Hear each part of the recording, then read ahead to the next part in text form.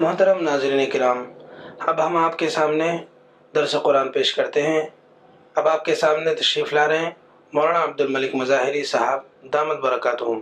بسم اللہ الرحمن الرحیم۔ الذین یؤمنون بالغیب ویقیمون الصلاۃ ومما رزقناہم ینفقون۔ بات ایمان بالغیب کے بارے میں چل رہی تھی کہ ایمان بالغیب اللہ تعالیٰ کے یہاں معتبر ہے، اور غیب جو ظاہری طور پر جو غیب ہیں وہ بھی مراد ہے، اور جو روحانی اعتبار سے جو چیزیں غیب ہیں، اور جو یہ چیزیں حق تعالیٰ کی طرف سے وحی کے درجے میں انسانوں کو دی جاتی ہیں، اس پر ایمان لانا، بالخصوص جنت پر، جہنم پر، فرشتوں پر، اور وہ تمام باتیں جو ہماری دسترس سے باہر ہیں مگر اللہ تعالیٰ نے اپنے حبیب صلی اللہ علیہ وسلم کے ذریعے ہم تک پہنچائی ہیں، ایسی تمام چیزیں جو ہمارے عقل و شعور میں نہیں آ سکتی ہیں، پھر بھی ماننا، یہ ہے ایمان بالغیب۔ اس ایمان بالغیب پر ہی اللہ تعالیٰ نے ایمان کا دار و مدار رکھا ہے۔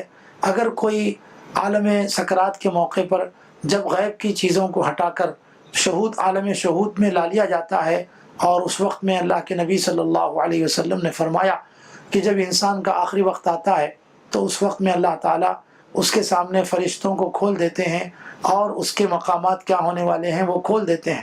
اس وقت کو دیکھ کر اگر کوئی بندہ ایمان لانے کی کوشش کرے تو اس کا ایمان قابل قبول نہیں ہے۔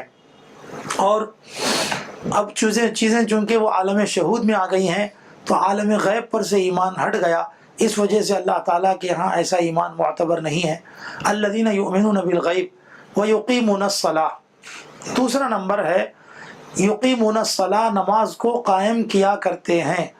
یقیمون کا لفظ یہاں مضارع کے صیغے کے ساتھ استعمال ہوا ہے، اور عربی گرامر کے اعتبار سے مضارع اس صیغے کو کہا جاتا ہے جس میں حال اور استقبال یعنی پریزنٹ اور فیوچر دونوں ہی چیزیں استعمال کی جا سکتی ہوں۔ اسی لیے اللہ تعالیٰ نے اس میں دوام کے لیے استعمال کیا ہے کہ نماز قائم کرتے رہتے ہیں، یہ نہیں فرمایا ایک وقت نماز قائم کر چکے بس کافی ہے، ایسا نہیں، بلکہ یوں فرمایا یقیمون الصلاۃ، کہ انہوں نے نماز قائم کرتے رہنے کا مسلسل اعلان کر دیا ہو کہ ہم جب تک بھی دنیا میں رہیں گے نماز قائم کرتے رہیں گے۔ تو اس سے اللہ کے نبی صلی اللہ علیہ وسلم نے فرمایا کہ نماز اللہ تعالیٰ کی طرف سے ایک ایسی عبادت ہے جو ہر بالغ اور عاقل بندے کے اوپر، مرد ہو کہ عورت ہو، سب کے اوپر ایسی واجب ہے کہ مرتے دم تک یہ واجب کسی سے الگ نہیں ہوتا، حتیٰ کہ اگر کوئی ٹھہر کر پڑھنے پر قادر نہ ہو تو بیٹھ کر پڑھنے کا حکم دیا گیا، بیٹھ کر پڑھنے پر قادر نہ ہو تو لیٹ کر پڑھنے، اشارے سے پڑھنے کا حکم دیا گیا۔ یہ ہے نماز کی اہمیت جو اللہ تعالیٰ نے قرآن مجید میں نماز کا کئی جگہ تعارف فرمایا ہے۔ آئندہ اس کی تشریح ہمارے سامنے آتی رہے گی۔ آگے فرمایا وَمِمَّا رَزَقْنَاهُمْ يُنْفِقُونَ۔ تیسری صفت متقی لوگوں کی یہ بتائی کہ جو کچھ ہم نے ان کو عطا کیا ہے اس میں سے وہ خرچ کرنے پر کوشش کرتے رہتے ہیں۔ یہاں بھی ينفقون مضارع کے صیغے کے ساتھ ہے، انفقو کا لفظ نہیں استعمال کیا، یعنی جو کچھ ہم نے دیا اس میں سے وہ خرچ کر دیے، اتنا کافی نہیں فرمایا، خرچ کرتے رہتے ہیں، یعنی تسلسل کے ساتھ ایسے لوگ خرچ کر کر اللہ تعالیٰ کی خوشنودی حاصل کرتے ہیں۔ آئیے اب خرچ کرنا کس کو کہتے ہیں یہ ہم کو مختصراً معلوم ہونا چاہیے۔ اللہ کے نبی صلی اللہ علیہ وسلم نے احادیث میں یہ فرمایا ہے کہ خرچ کرنے کی شکلیں دو ہیں۔ ایک وہ ہے جو مادی شکل میں جو چیزیں نظر آتی ہیں وہ اپنی طرف سے بغیر کسی معاوضے کے کسی کو اس کا مالک بنانا، جیسے روپیہ، پیسہ، مال، دولت، یہ ایسی چیزیں ہیں جو ہمارے پاس سے نکل کر کسی دوسرے کو ہم عطا کر دیں اور اس کو مالک بنا دیں، تو یہ خرچ کرنا یہ پہلے نمبر کا ہے۔ دوسرا خرچ کرنا وہ ہے اللہ تعالیٰ جو چیزیں انسان کے اندر فن کی شکل میں، علم کی شکل میں عطا فرماتا ہے اس کو دوسروں تک پہنچاتے رہنا، یہ بھی اللہ کے ہاں خرچ کرنے کے حکم میں ہے۔ مثلا اللہ نے کسی کو کوئی فن سکھایا، اب وہ آدمی اپنا فن دوسروں کو سکھاتا ہے تو یہ بھی اللہ کے یہاں خرچ کرنے والوں میں شامل ہے۔ اور اللہ نے کسی کو عالم، حافظ بنایا ہے، مفتی بنایا ہے، تو وہ آدمی دوسروں تک اپنے علم کو دوسروں تک پہنچانے کا اہتمام کرتا ہے، تو اس طرح سے علم کو پہنچانا یہ بھی خرچ کرنا ہے۔ تو جو صلاحیتیں اللہ تعالیٰ نے عطا فرمائی ہیں ان تمام صلاحیتوں کو دوسروں تک پہنچانا، دوسروں تک فائدہ پہنچانے کا اہتمام کرنا، یہ سب اللہ تعالیٰ کے یہاں خرچ کرنے کے حکم میں ہے۔ یہ اس کی مختصر سی تشریح ہوئی۔ پھر اگلی آیت میں اللہ تعالیٰ نے مزید متقی لوگوں کی صفات بیان کرتے ہوئے فرمایا، یہ اس کا تعلق وہ ہے جو آخرت سے متعلق چیزیں ہیں۔ فرمایا والذین یؤمنون بما انزل الیک، آخرت سے متعلق بھی چیزیں ہیں اور دل اور دماغ میں رکھے جانے والی چیزوں سے متعلق ہے۔ اور اوپر کی آیت میں جو بولا گیا ہے اس میں کچھ چیزیں ایمان سے متعلق ہیں اور دوسری چیزیں اعمال سے متعلق۔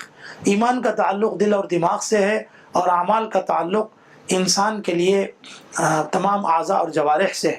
تو اس سے یہ بات سامنے آتی ہے کہ اللہ تعالیٰ کے یہاں اعضاء اور جوارح سے جو کام کیے جاتے ہیں وہ بھی ایمان کے لیے ضروری ہیں، اور جو چیزیں اللہ تعالیٰ کی طرف سے دل اور دماغ میں بٹھانے کے لیے ہیں وہ بھی چیزیں ضروری ہیں۔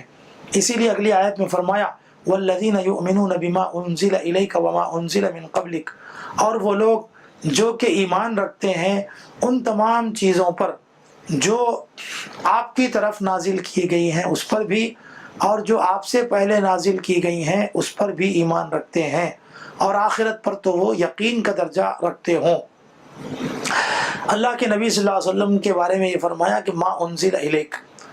تمام مفسرین یہ لکھتے ہیں کہ اس آیت کے ذریعے سے صرف قرآن ہی مقصود نہیں ہے۔ ما کا لفظ عربی میں جب استعمال کیا جاتا ہے تو اس میں عمومیت آتی ہے۔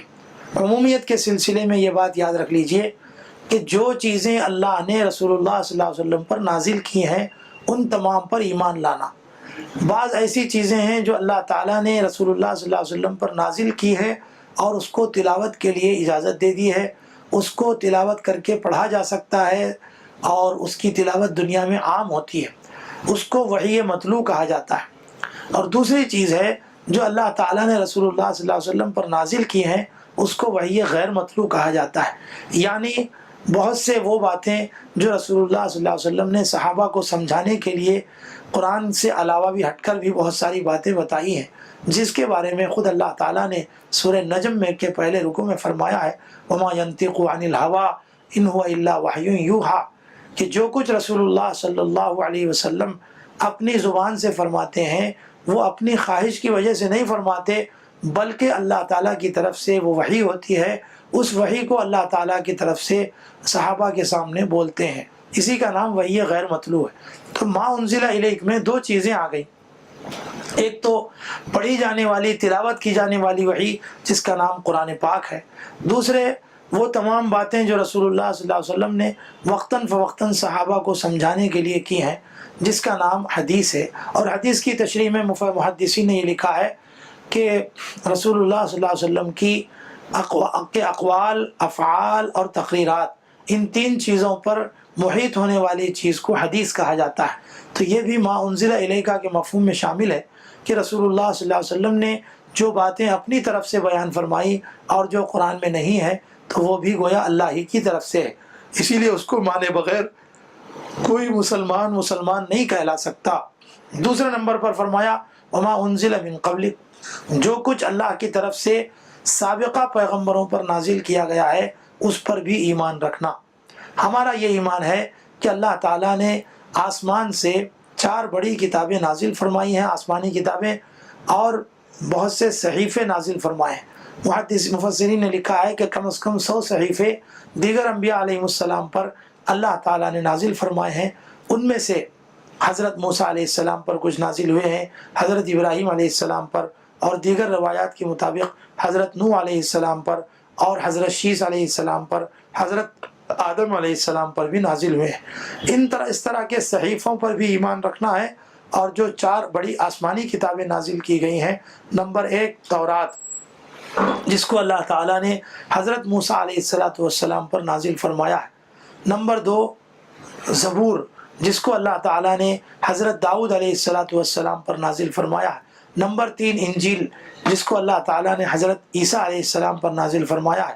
نمبر 4 قرآن مجید، جس کو اللہ تعالیٰ نے حضرت محمد رسول اللہ صلی اللہ علیہ وسلم پر نازل فرمایا ہے، اور آخری نبی ہونے کی حیثیت سے آپ پر آخری کلام نازل فرمایا۔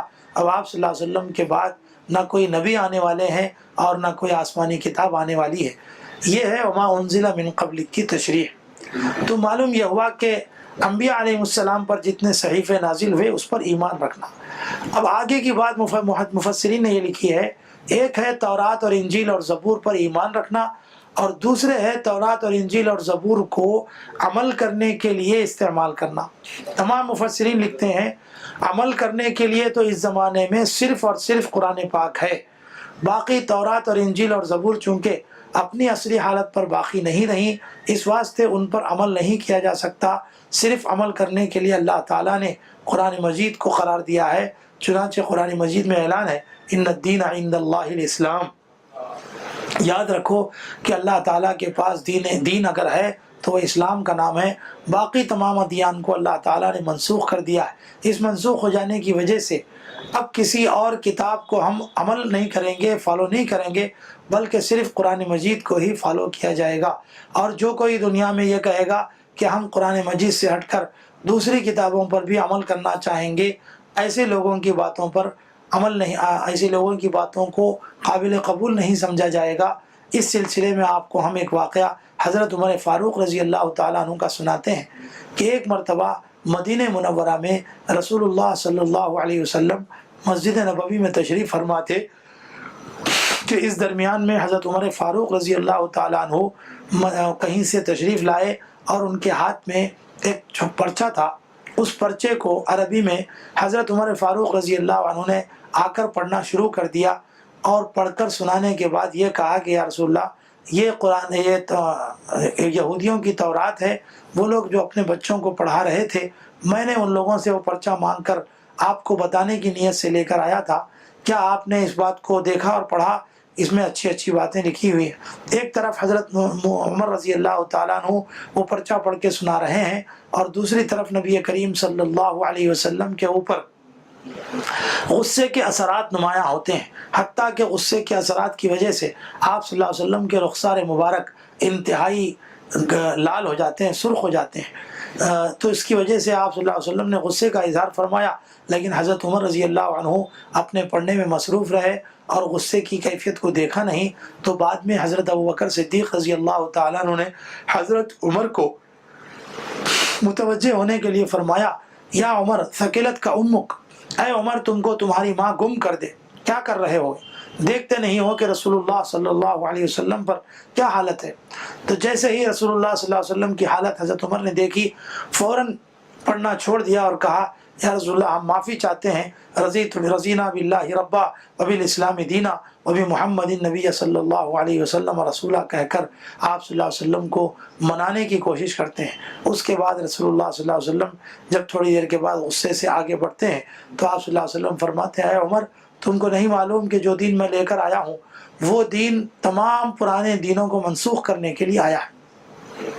اگر بالفرض تم یہ بات جان لو کہ حضرت موسیٰ علیہ السلام بھی زندہ ہو کر دنیا میں تشریف لائیں گے تو میری عبادت کے سوا ان کے لیے اور کوئی چارہ کار نہیں ہوگا۔ واللہ لو کان موسیٰ حیا لما وسعہ الا اتباعی، حدیث شریف کے یہ الفاظ ہیں، جس سے اندازہ لگتا ہے کہ رسول اللہ صلی اللہ علیہ وسلم کو بہت ناگوار گزرا ان کا تورات کی کتاب کو لا کر سنانا۔